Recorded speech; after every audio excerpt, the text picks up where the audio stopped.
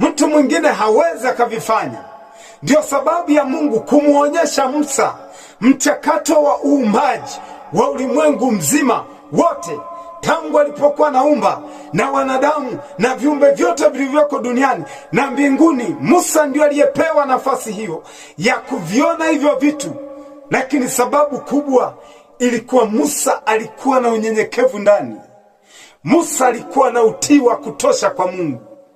Musa aliepukana na maovu. Musa alikuwa sio mtenda dhambi. Musa alisikiliza maelekezo ya Mungu. Musa alifuata ramani ya Kristo, hakufuata ramani za wanadamu. Alifuata ramani ya Mungu. Mungu akasema naye sauti kwa sauti, kama mtu asemavyo na rafiki yake. Kwa nini?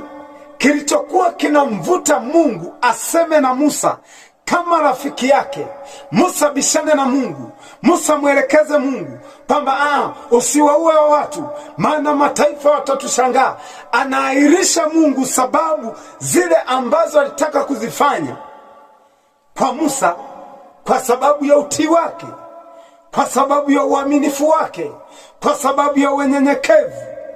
Hivi vitu vilikuwa ndani ya Musa. Kumbe tunapozidi kunyenyekea kwa Mungu, tunapozidi kushuka kwa Mungu, Mungu anatupandisha juu.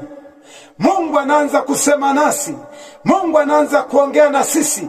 Tunapozidi kujenga uaminifu kwa Mungu, Mungu anatuonyesha mambo mengi makubwa ambayo hapo kwanza hatukuyafahamu.